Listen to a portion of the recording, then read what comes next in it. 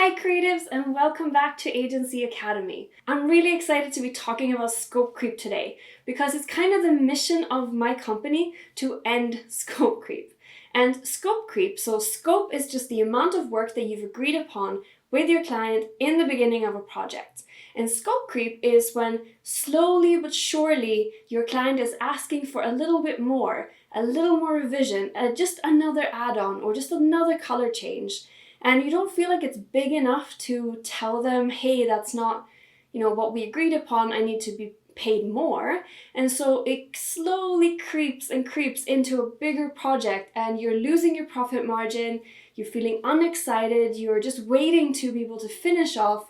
Maybe you're waiting for their feedback and things are just taking longer than expected. Scope creep is one of the main reasons that people are no longer excited about their design career, that they're not profitable or growing in their business, because as you get into this rat race of just fulfilling work and feeling a little bit unexcited about projects, you don't have that time to focus on strategy or what you want from your business or finding new clients.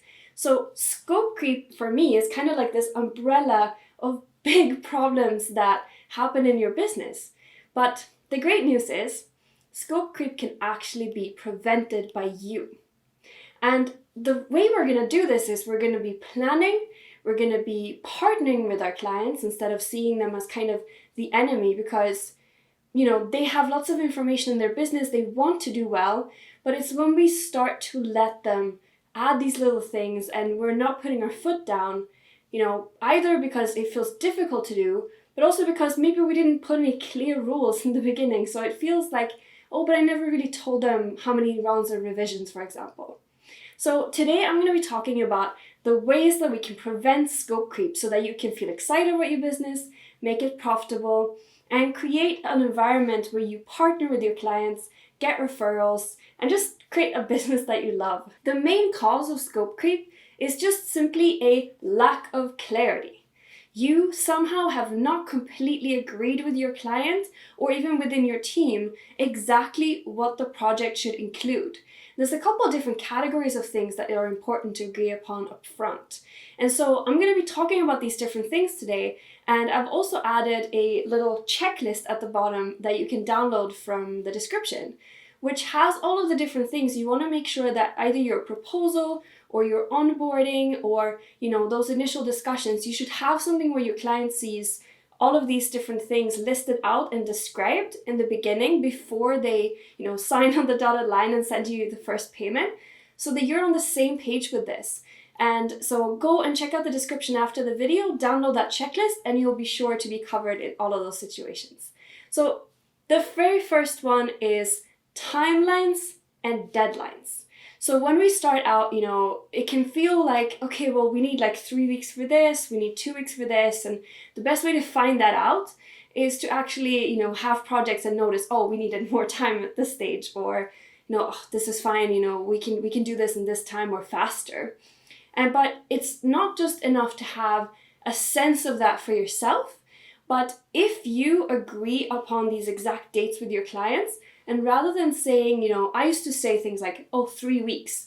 But if you just generally say 3 weeks, then you don't have those exact deadlines. So what happens is it becomes difficult for you to plan. So if other clients come in and they want to work with you, you feel like it's roughly 3 weeks, but it becomes more difficult to actually schedule in all the meetings. And your client is not seeing that deadline come up in the same way. So they're not preparing as urgently. They're not feeling that pressure of the deadline if they need to do homework or if they need to, book a meeting room or whatever it is.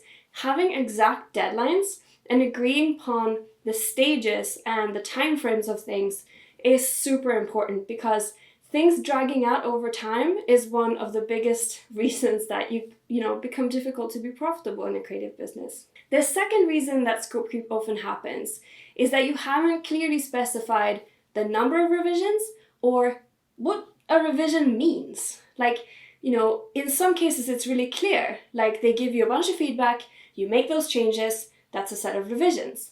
But what happens when they say, this looks great, I really like this, but could we just try making this color scheme different?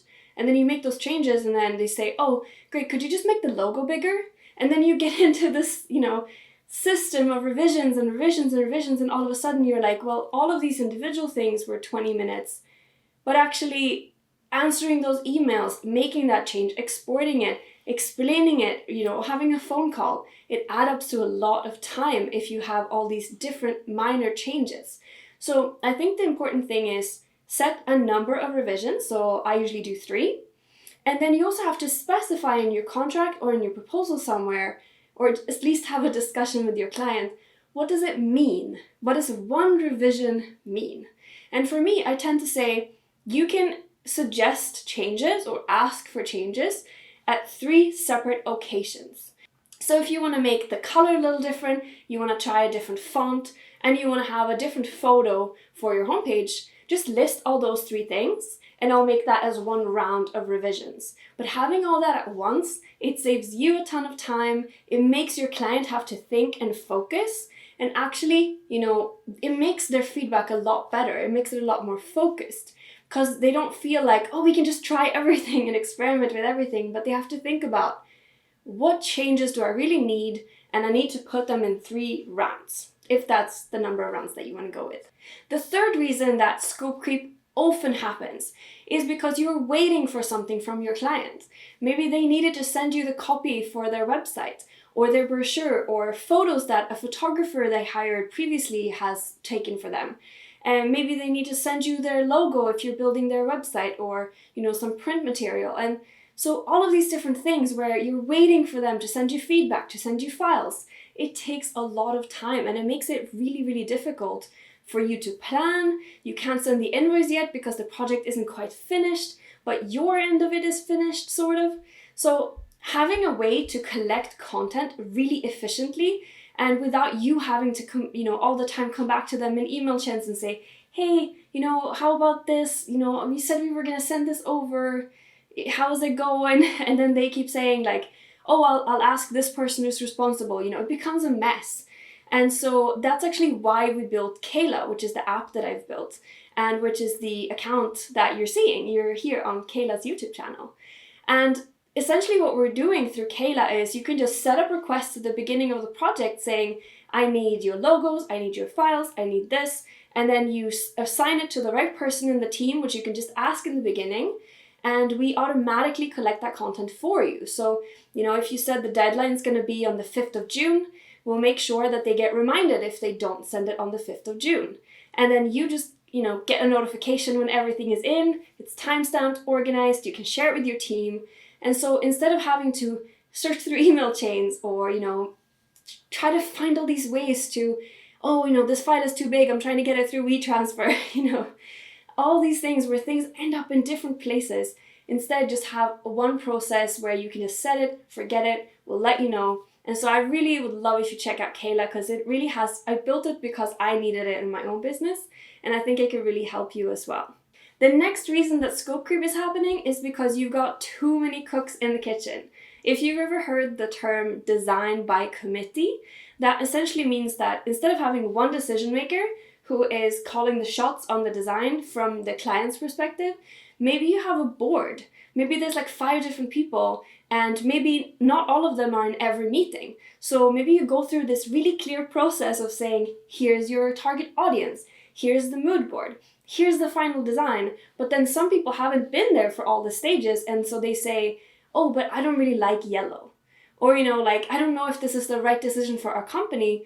And then so all of a sudden, all of these different personal opinions, or, just experiences as well, start to make the process really difficult, and they start asking for lots of changes and lots of confusion is happening or delays in the project. The last reason that scope creep tends to happen is something I can 100% sympathize with, and that is you feel bad saying no. And that's something that, for me, it was more common when I was early in my career, but it still happens. If you have a project where you feel like, oh, this is such an exciting project and I really want them to be happy, you just want to keep giving them value. But when you start saying yes to everything, even if it's not in scope, then, your energy for the project, your ability to actually work on it, it goes down. And so you want to have really clear boundaries. And most clients, if you tell them, hey, this sounds like a really cool idea, I totally get why you want to explore it, but that's not within scope right now. Would you mind if we finish this off and then I can just give you a quote for this new idea that you have? It keeps them focused, gives them a better result from the project overall because it keeps them focused. And so I think that feeling of I just want to do more because I want them to be happy, that feeling is really strong, but you need to remember your job is to lead your client through the design process, keep them focused on the best solution, and help guide them. And of course, another reason that you might feel a little bit unsure saying no is because you might be, not in a great financial point in your life. And so maybe you feel like, oh, but I'll just say yes because I really need them to stay on. I really need them to stay on as a client. But once you start giving in, once you start saying, oh, I'll just do that for free, or, yeah, it's fine, we'll just include it in the scope anyway, then it becomes really, really difficult at the point when it really goes off scope and you have to start charging. Because you've been giving them all these things for free along the way and people get used to free. And the thing that often happens is once you get something for free, you stop respecting it as much. That's why we found that people who have a smaller budget, they tend to be the ones who have the most changes. They're the bargain hunters, they're the type of people who need to be getting the most from their money. And because they have that mentality, they are not just sitting back seeing you as an expert, but they feel like they have to micromanage their money to get the most value out of it. By having that list of things that you've agreed at the beginning, like your timeline and the deadlines and when they're going to send you things and all of the different number of revisions that you've agreed upon, by having a document like that for your onboarding and, really getting your client to talk it through and making sure that they understand what's expected of them, what you'll be doing, that will help you a ton. And so I'll add a link in the description as well for a whole onboarding guide that we created together with a really exciting company called Olibrief. And so if you want to check that out, Olibrief also has a tool that lets you create a brief together with your client where you put out all the different details of the brief so that you're super clear before you get started and there's no confusion. The second thing you really want to do is to build trust. If you have trust from your client, then they will feel like it's okay, I don't have to micromanage. I know that the choices that this person is making are because they're basing it on fact. They've listened to me and they know about my business. And so if you want to build trust with your client, you need to make sure that they understand that you're listening to them. So being responsive in emails, making sure they always know what the next step is, showing your process is really important. And all these different things will build trust and show that, I am someone who's a consultant for your company. You've come to me because you think that there's something I can add. And I know that you as the client have lots of important information that I need to include in the project, like your vision for the company or who your customers are. So having that partnership mentality when you go in, that is really important for building trust and for decreasing scope creep. The next one is to give your client a really clear job. And so if clients don't know exactly what their role in the project is, they might try to think of ways that they could help out because they want the outcome to be really great. So make sure that you really from the beginning stipulate, okay, I will be doing this research, the concepts, this type of stuff, and what I need from you is feedback. I need these different files at these different times. This is exactly how I want the feedback. For example, through this tool, or at this time of the stage of the process. So if you just give them really clear jobs, then they will feel much more calm. You won't have to be answering all those emails saying, how's the project coming along? Or when do you need this? Or what about this idea? Because you've told them this is the stages where we're doing each of these things and this is your job and what I'm expecting from you at each stage of the design process. Another great tip is to have some sort of project management tool that works as the home for the project. So I really like to use Trello. You can also use Asana or Notion, for example.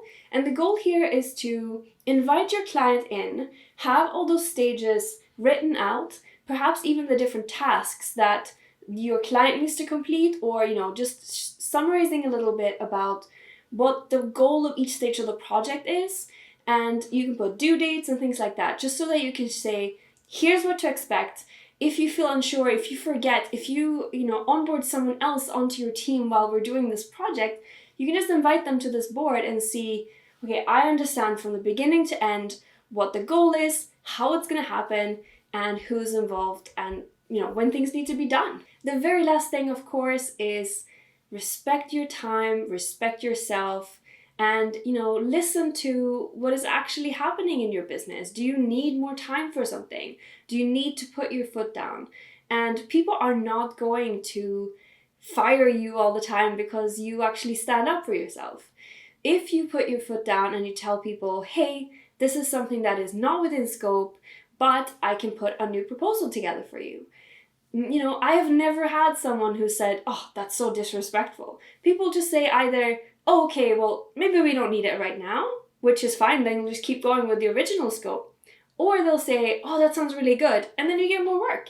We have to respect ourselves in the creative industry because for some reason, this thing with scope creep is happening, and you would never go to a different store and say, oh, I'm going to order the pasta, but then could you also bring me a salad and a drink and not expect to pay for it? When you put it that way, I think it becomes a little bit bizarre with scope creep.